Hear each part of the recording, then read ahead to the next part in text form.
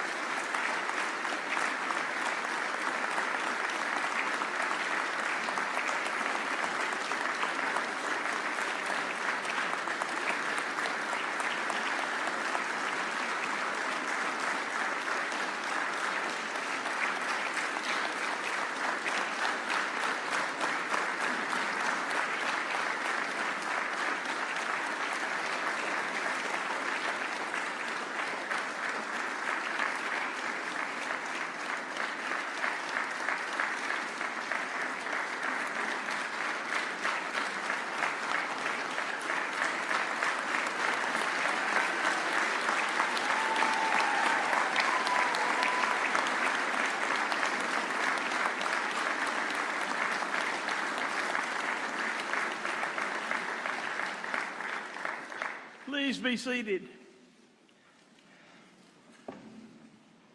Lieutenant Governor Ainsworth, President Pro Tem Gudger, Speaker Ledbetter, Speaker Pro Tem Pringle, members of the Alabama Legislature, Chief Justice Stewart, Justices of the Alabama Supreme Court, distinguished guests, and my fellow Alabama.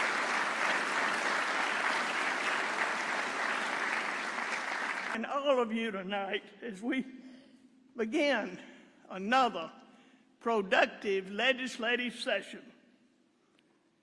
From Rainsville to Coleman, Huntsville to Birmingham, Tuscaloosa to the loveliest village on the plains, from the Black Belt to the Wiregrass, from our capital city to Mobile, and yes, all the way to the Gulf of America.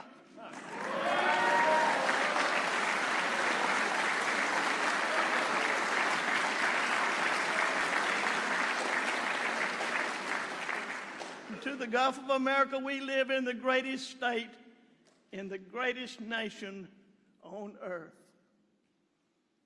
All of our work must continue to focus on making sure that Alabama remains the best state in which to live, work, and raise a family. Y'all, if there's one thing to know about us Alabamians, it is to never count us out. You can call us a football state, and we might just become a basketball state.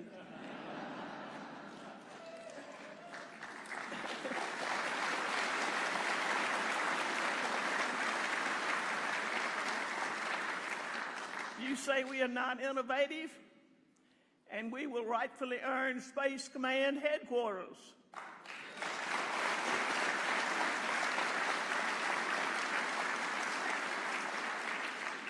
And you say we are stuck at the bottom in education, and our students will show you the highest gains in the country.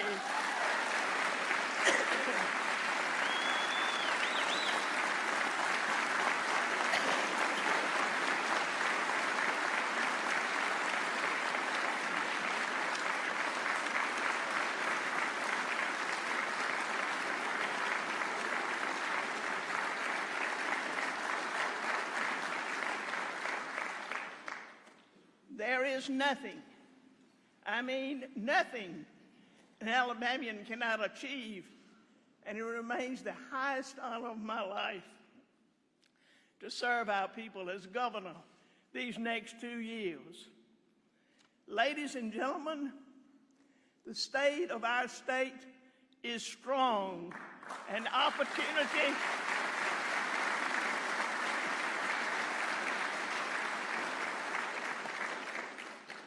the state of the state is strong, and opportunity abounds for all of Alabama. There's more work ahead, but like I said, don't ever count us out. You certainly can't count out Ivey Stalker. Growing up, Ivey probably did not imagine that one day she would represent Alabama on the Miss America stage. And she didn't just represent us, she won it.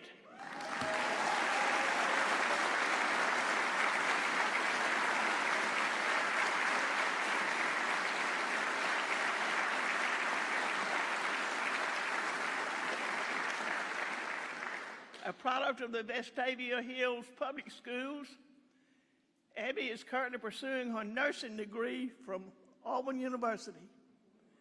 Competing in the Miss America program earned Ivey tens of thousands of scholarship money, about which I'm sure Mom and Dad are glad.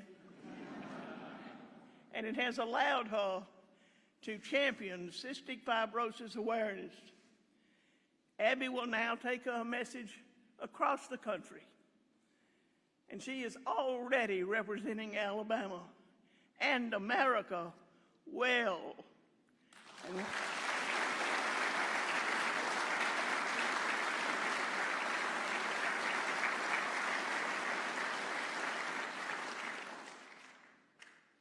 And while you'll always be Miss Alabama to us, Ivey, we are so thrilled to welcome our own Miss America, Ivey Stalker, to the Alabama State Capitol tonight. Ivey, please stand once again and let us recognize you.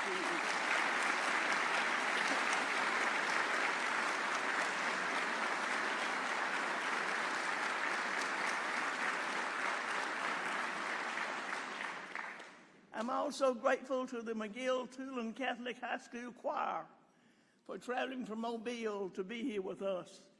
Thank you so much for sharing your God-given musical talents with us this evening, and we welcome you to the Alabama State Capitol.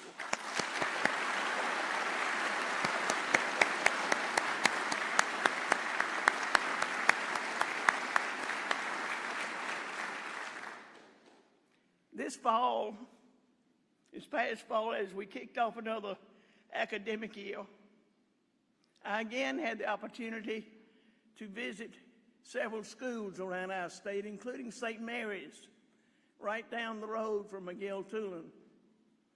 We were proud to celebrate the passage of the CHOOSE Act, Alabama's Education Savings Account Program. Beginning next school year, these ESAs will give more Alabama families greater flexibility in choosing an education that suits their child's individual needs. Importantly, y'all, we are funding students, not systems. Already, and we have received them from every single county.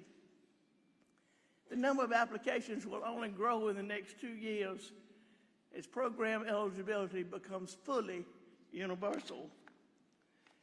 Clearly, taxpayers do just that.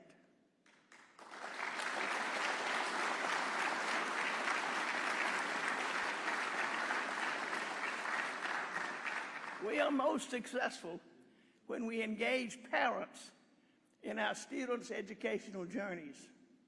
After all, our parents are our first teachers. Dolly Parton's Imagination Library is helping us put books directly in the hands of Alabama families each month.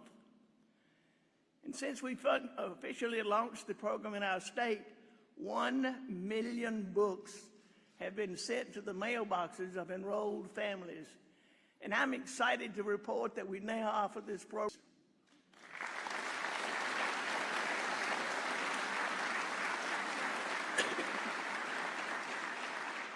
Our friend Dolly is not just working 9 to 5 for Alabama. She is opening the world of reading to so many families across our state. Thank you, Dolly. As governor, I've had the chance to meet thousands of our students. And I always remind, especially our elementary students, the importance of reading well. First, you learn to read, and then you ultimately read to learn. After its first year of full implementation, the Alabama Literacy Act is proving it is working. The nation's report card showed our fourth graders once again have increased their reading scores. And it's happening across all proficiency levels and demographics. On this occasion last year, it was a special privilege to host ABC Elementary School from my home county of Wilcox, who made tremendous reading gains. Having a quality education is going to be their ticket to a successful life. In Alabama, that is our goal, ensuring every child in every zip code can receive a strong education. Thanks to both the Literacy and Numeracy Acts, our educators are unlocking students' potential to reach their dreams. As we place hundreds of math coaches in schools and work our way towards full implementation of the Numeracy Act, we're already seeing the results. Now, unfortunately, not all of us are blessed with an engineering brain like our friend Senator Chambliss. And we remember how difficult and frustrating math class could be. This evening, I'm excited to have with us some students who have math figured out. And they are the fourth graders from Danville-Neal Elementary School in Morgan County. Now, y'all, these students made the highest math gains in the state last year, jumping up a whopping 35 percentage points. Boys and girls, congratulations on this achievement. Please stand and let us recognize you.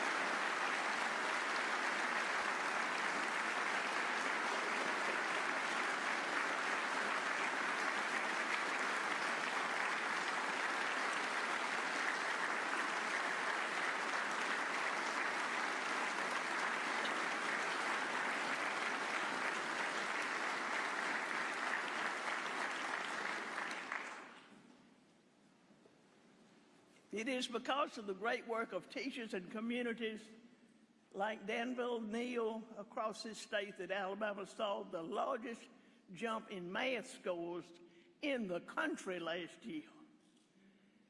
Our Turnaround Schools initiative is also delivering real results. Schools that once were among our lowest performing are now outpacing the average growth rate at other schools. Thanks to this initiative, we will no longer have failing elementary schools in Alabama. We begin this legislative session with great momentum following last week's announcement on our historic reading and math gains. When I took office, Alabama ranked 49th in reading. Today, we're at 34th. And in math, Alabama ranked 52nd. Today, we are 32nd.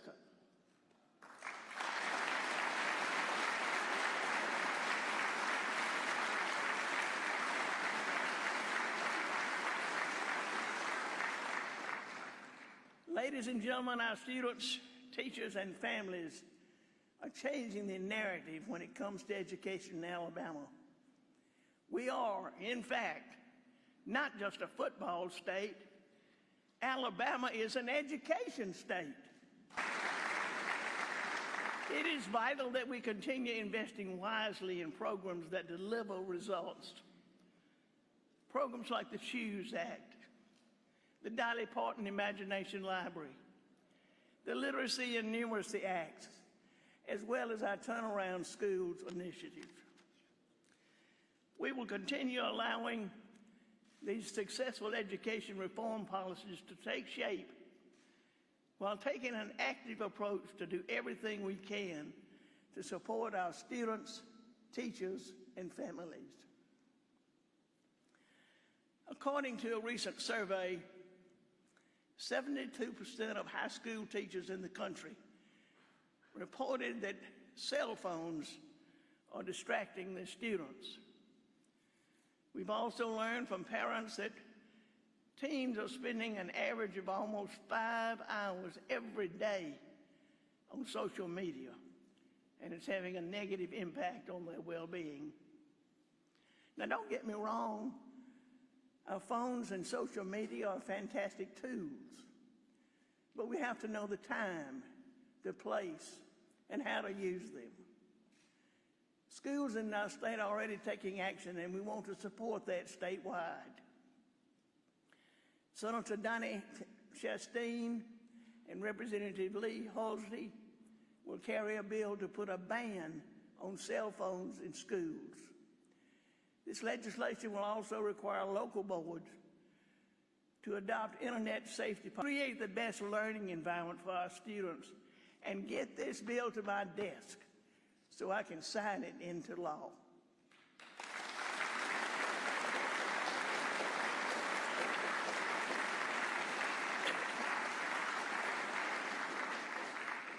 In Alabama, we don't exactly follow the rule of never asking a lady her age, and that's okay. So while we're on my age, I will share one of its many benefits. Meemaw will tell you exactly like it is.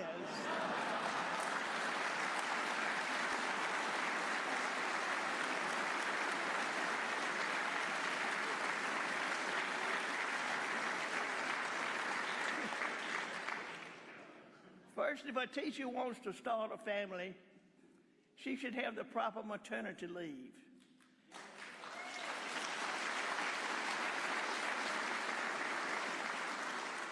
That's why I'm proud to have Senator Vivian Figures and Representative Jenny Shaver joining forces this year to pass a good, responsible parental leave bill to support both our state workers and our teachers.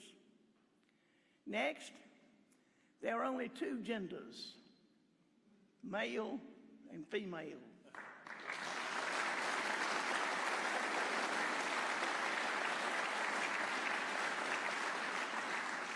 I look forward to finally putting my signature on What is a Woman bill by Representative Susan DuBose. And last, there is a place for the Ten Commandments and other key historical documents in our classrooms.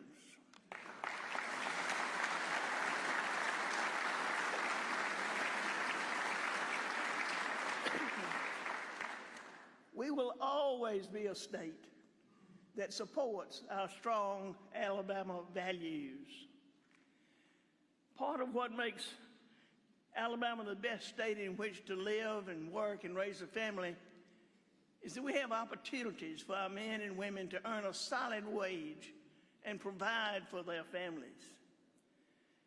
This evening, I'm proud to report that since I've been governor, over $55 billion with a B in our state, creating some 93,000 jobs and counting.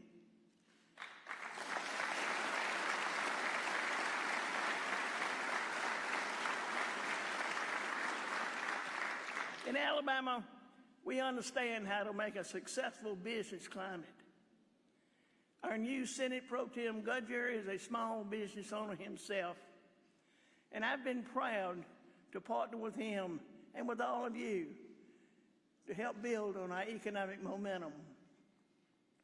Part of building a strong economy is having a strong infrastructure, transportation infrastructure, digital infrastructure, and water and sewer infrastructure. We are tackling it all. And I'm proud to report that thanks to Rebuild Alabama alone, we have embarked on nearly 500 road and bridge projects across every single county in the state. Alabama is also being recognized as a national model for broadband deployment. Since taking office, we have supported over 200 expansion projects, which will allow more than 142,000 more addresses to be connected towards 495 water and sewer infrastructure projects statewide. And that is largely thanks to the work of ADM Director Lance LaFleur. And after 15 years of serving our state in this capacity, Lance will retire in May. Lance, we commend you and we wish you well.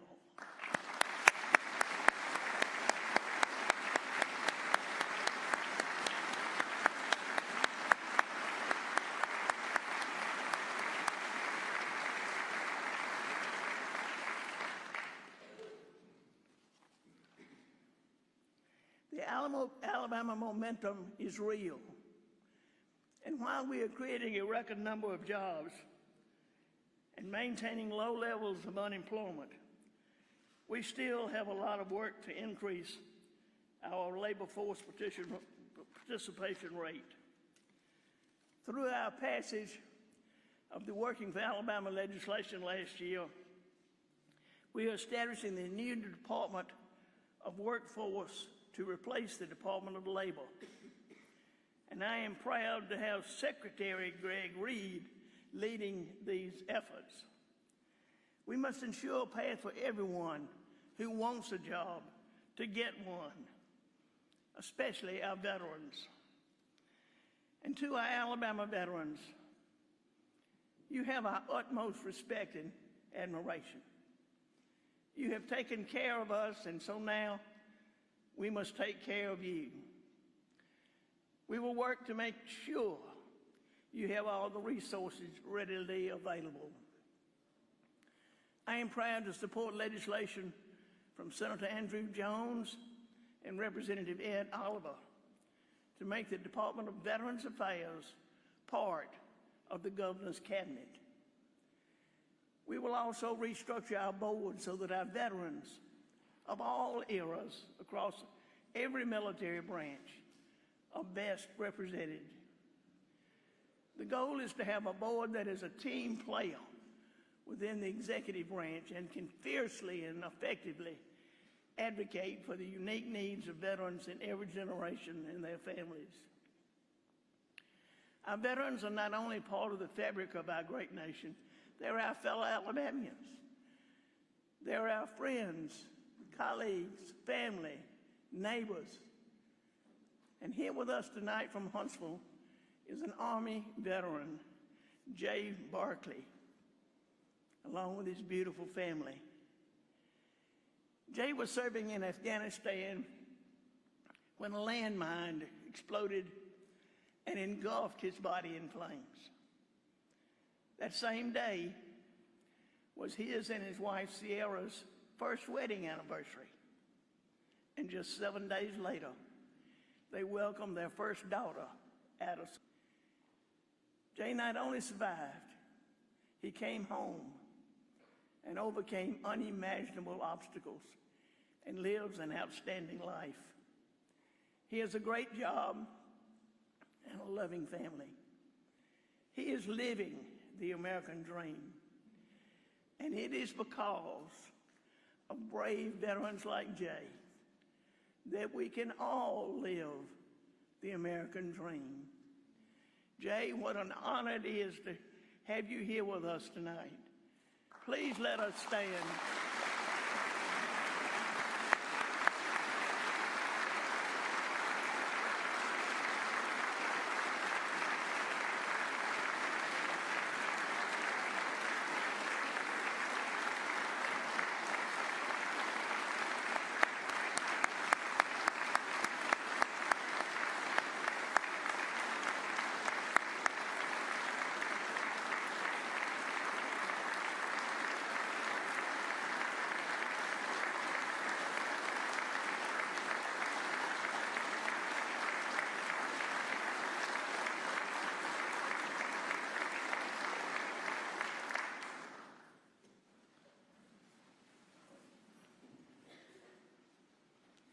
The safety and security of our people is paramount.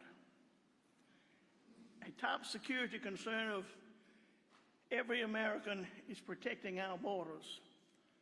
Securing the southern border is securing Alabama's border. And today is a new day in America with President Trump at the helm. He has wasted no time in leading on this very important issue. Our own U.S. Senator Katie Britt is also an important champion of securing our borders. She's showing Washington, D.C. that Alabama means business. The Laken Riley Act is now law with President Trump's signature. And I'm urging Congress to pass Senator Britt's Wall Act that will help finish building the wall and eliminate federal benefits for illegals. It's time to restore common sense.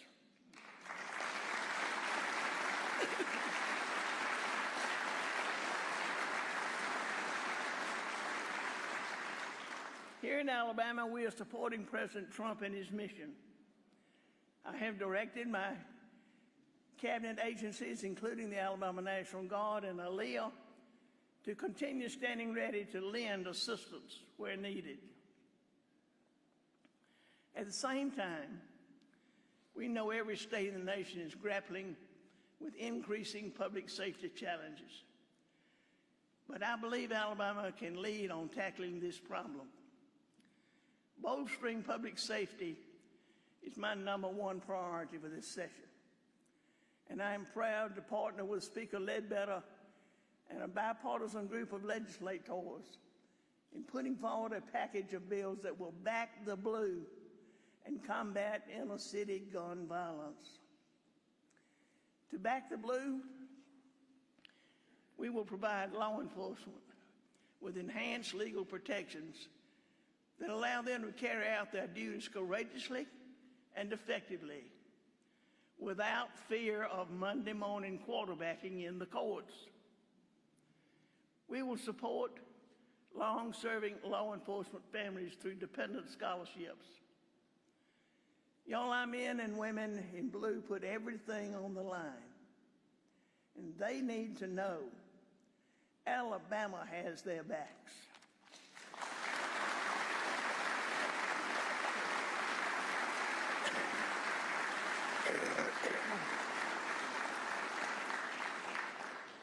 We will crack down on inner-city violence by enhancing penalties for dangerous fellows with guns. We will expand the NILS law, boost our successful metro area crime suppression unit, ban Glock switches, and we will enhance supervision of high-risk juveniles. Working together, we will create a safer Alabama. Finally, we must not just be strong on crime, but also smart on crime. While we are moving forward in building 2 new men's prisons and graduating a number of corrections officers, we must also see that the DOC resources are reserved for the worst of the worst offenders. That's why I'm supporting the Second Chance Act. This common sense reform will help us focus our taxpayer dollars on the most pressing public safety needs. A safe Alabama is a secure future for Alabama, and a secured future is our goal. So now, let's look ahead and keep making strides for the people who call Alabama home. Let's pass responsible budgets that do not grow government. Let's support our students, teachers, and families. Let's support our economy and high-wage jobs, taxpayers' pockets. Let's support our veterans, and let's foster safe communities. Y'all, I am proud of Alabama. I am proud of our citizens. And I am proud to continue leading our state forward. And I am humbled to be a governor of all the people. The people of Alabama deserve our very best. Future generations of Alabamians deserve our hardest work today. This is our opportunity. And the great state of Alabama.